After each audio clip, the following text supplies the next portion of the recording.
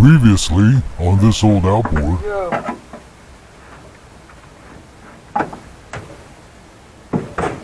we go.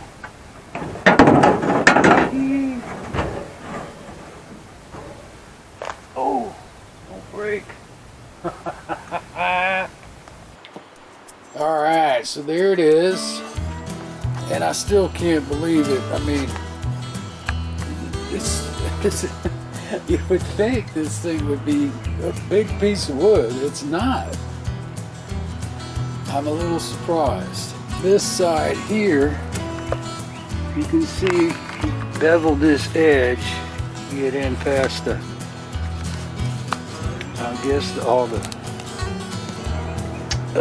rivets. This side, not beveled. So it was real tight getting her in. And then this would have been real nice. The pattern here, where all the screw holes were, if I could, you know, that's the drain hole, that's the drain hole. But that would have been nice to have that show up real good, pre-drill. So anyway, yeah, I'm shocked that this is just like, it looks like it came out of a friggin' John boat. What a tiny piece of wood. A couple people had mentioned to me to use the, what do you call it, PVC board. So, I don't know, I'm probably just going to go with wood. And that was the other whole point of getting an aluminum boat. Not to mention I always wanted one of the Starcrafts. But Transom goes bad, just freaking take the wood out and put another piece of wood in. None of this fiberglass and all that crap. Same with the floor. No crap. So, we'll see what happens. Alright, you see this beast? Big country, baby. Well, guess who got lucky enough to wash and wax it? That's right. So I got to finish this up today. Like I said, it's always a time issue. Can't get my stuff done. But anyway, so I got me some plywood for the transom, baby. And I don't know what it is. It was like the most expensive piece. Almost the most expensive. I just asked the guy, you know, hey, I need to put this, do that, ding, boom, boom, bing. What's the best thing you have besides you running out trying to find a piece of ply? He goes, this is your best stuff right here. So I had him cut it up for him.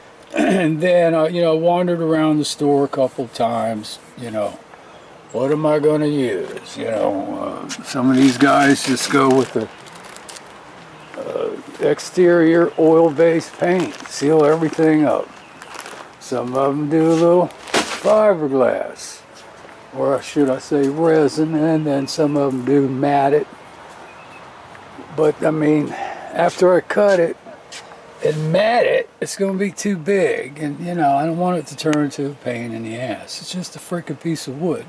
Then I got to take you down to the boat and show you what was going on, which I didn't show you the last time. And the reason why those pieces were put in there one at a time. So we've got that big dust frickin' cloud coming in from the Sahara. And you can probably tell it's a little bit hazy out there. And it actually is affecting our weather as far as rain. The rain is nothing, you know, it just doesn't want to rain when there's a big dust cloud over us. And the heat. And I can't breathe. Anyway, friggin' pain in the ass. So here's what's shaking with this thing. Now on this side, you can see that this is 1.5 inches. You can get 2 pieces of wood in here. Then on this side, you can only get 1 piece of wood in here. That's, you know, barely 1 inch. Maybe about right up to here is 1 inch. So that's what he did. He put 1 piece in, moved it forward, cut the other piece, or put the other piece in behind it. And so should I, you know, take this all apart, pull this piece back. That's just a screw. Pull all this back and then lift this piece up. Or should I just cut it off at 1.5 inches to get the wood in? I don't know yet. Go draw me a template. And this stuff here, if you saw that one video a while back, it's like a silicone, and it's called Through the Roof. And it's for roof repair. And man, it's pretty good crap. Shh, listen. This place is like a morgue. Here it is Saturday, noonish, and I mean there ain't nothing. Not even a breeze. And it's freaking, here goes the squirrelies, they think I'm gonna feed them. It's friggin' brutal, man, it's brutal. If you could at least have a breeze, you know. Anyway, so here's the piece that I took out, and there's the new piece, first piece, top piece, bottom piece, I don't know yet. And after careful inspection, it almost looks like this piece that was in there kind of bows a little bit. And I don't think that boat kind of bows a little bit. So I mean, it's crooked, comes up here and then down and back up, and it's a little bit all over the place. So I'm going to try to get it as good as I can on my line. Actually, you know what I'm going to do? I'm going to come past my line just a hair, because I had that overhang. Well, not an overhang. I had that where their piece wasn't coming all the way down in the mount on the transom, that aluminum.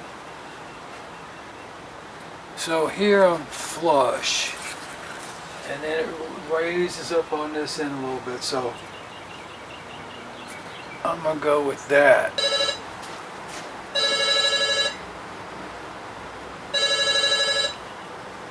Hello. And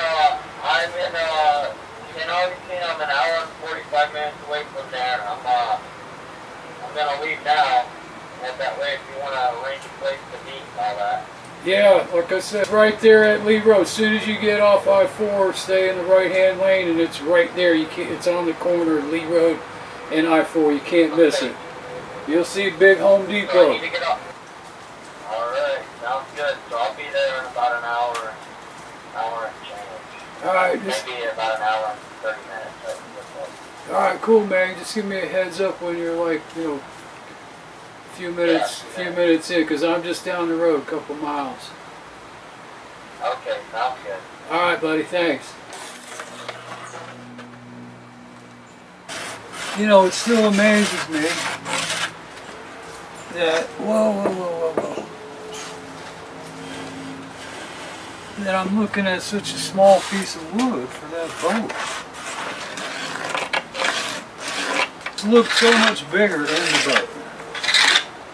It's just hard to imagine that anything this small would go in there. I mean, people are putting, you know, big motors on these things.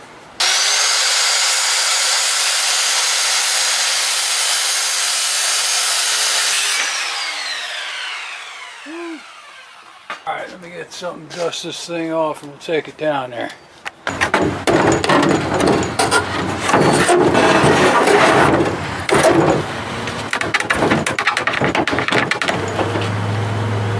Well, I'm hitting right on that spot where I fell off high. So I gotta trim this piece, this side. Actually, I was wrong. It wasn't the corner where I went off a little bit. It was where that broken piece was. Well, I probably did go off a little bit, but not as bad as I did on the other. So this is what I was talking about. Putting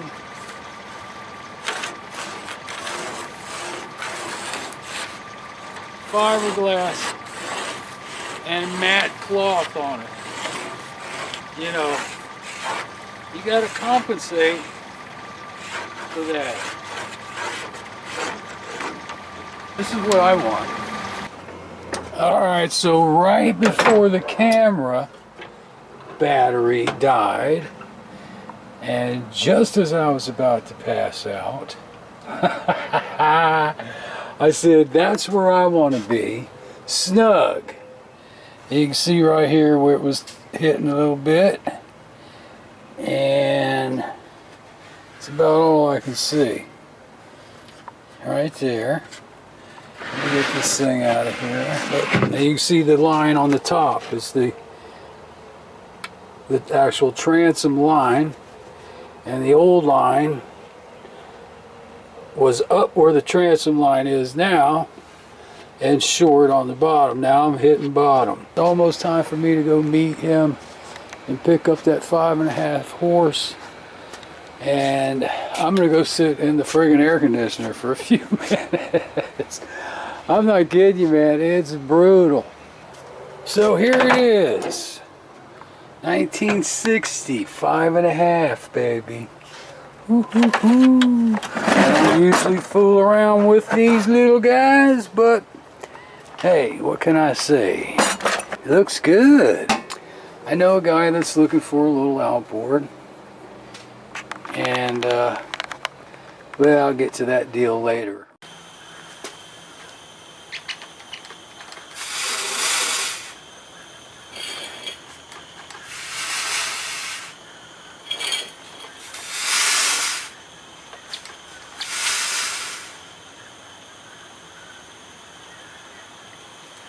Man, we were out here last night and the Skeeters were just brutal.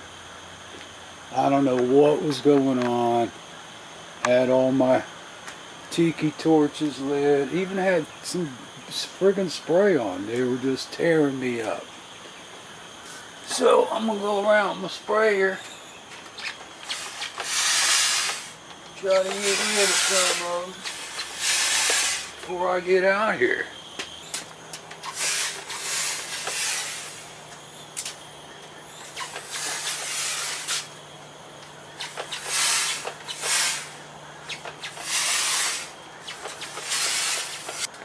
Last week when I got that thing, came home, used it,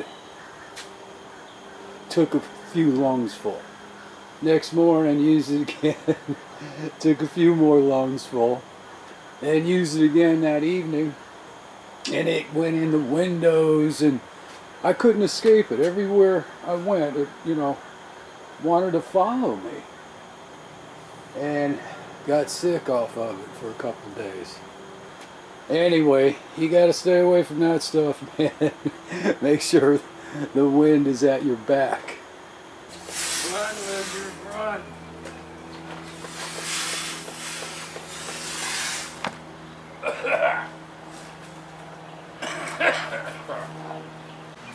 Alright, so that little Johnson looks pretty good. Did a 5.5er. Just hope that gear case is going to be good. If that's shot, it's going to turn into a mailbox.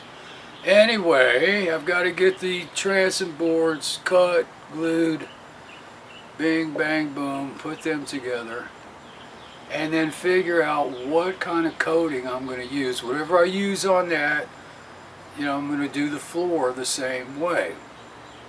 And what I'm going to do, get the transom board cut, get more wood, start cutting the floor, get everything done, cut, coated, painted, and then bring the boat up here, wash it down, install everything at one time instead of this, you know, little here, little there crap. Just get everything cut and done. And I think that'll probably work out pretty good. I think the shed's cleared out. Let me get some wood out and start getting this stuff done. Whoa, it's not cleared out yet. It's not cleared out. I put the fan on it and let it blow it all out of there. Alright, I'm going to be honest with you. I don't know what the best way to go is. Cut this out, draw a template, cut that out, or put these things together and cut it all at the same time. If I cut it at the same time, I'm probably going to get a little bit better shape, matching shape. So that's probably the best way to go. I hope. Proline Marine Fast Cure Adhesive Sealant. Ideal for through hull fastening and deck fittings. Fast setting, 24-hour cure, watertight, flexible bond. Blanco. And let's see here. Above or below waterline. Man, this stuff feels, I hope this stuff ain't hard, because this thing, I can't squish it hardly. It's brand new. Alright, so what I'm going to do is measure this out, get some basic lines so I don't waste my glue. Instead of gluing up the whole board, I just want to glue up 1 foot section.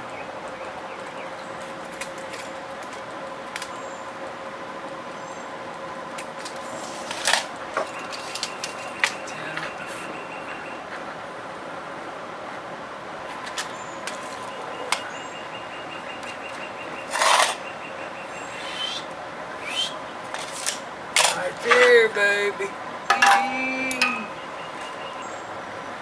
Wish I had like a real fine trowel. Trowel this stuff out. Maybe even an old comb would work. But before I put it on, I'm going to find me a few screws, get some weights, put some weights on it, just be prepared before I put it all together. I got some screws over there. I'm going to try that little paintbrush, see if I can spread this stuff around with it. And I don't want to turn this thing into a piece of Swiss cheese. I saw a guy doing one, man, he was driving 3-inch deck screws right through both boards. I'm just going to tighten it up with the screws. I got a couple big blocks over there that I'll put on it for a little weight, but I think the screws should hold it. They're just going to be barely long enough. I don't have, 1.5-inch screws all over the place. Let's give it a shot, see what happens. What the hell? Now hopefully this stuff is going to spread. Now it says on here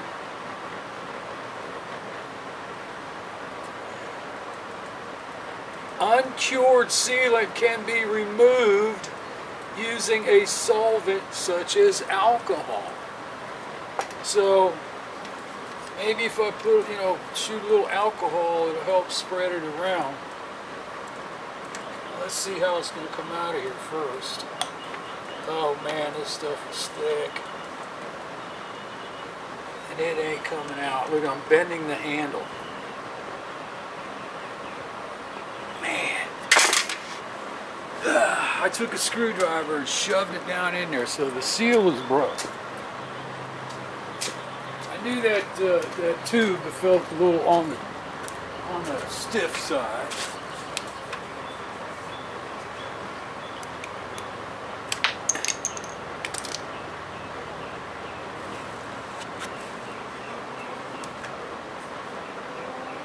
Come on out of there.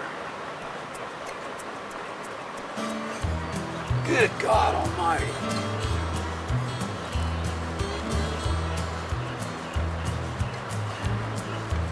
This stuff ain't no good.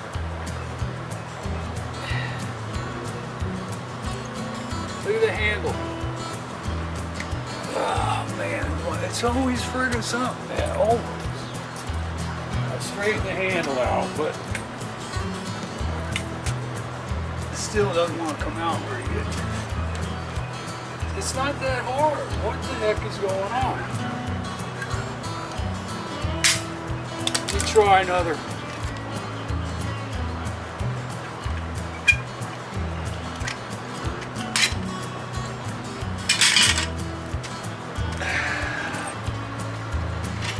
I don't know if this one's any tougher than that one.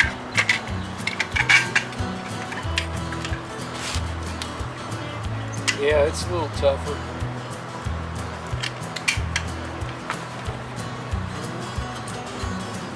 Oh man. Ah, shit. Turn this fan off. Some alcohol.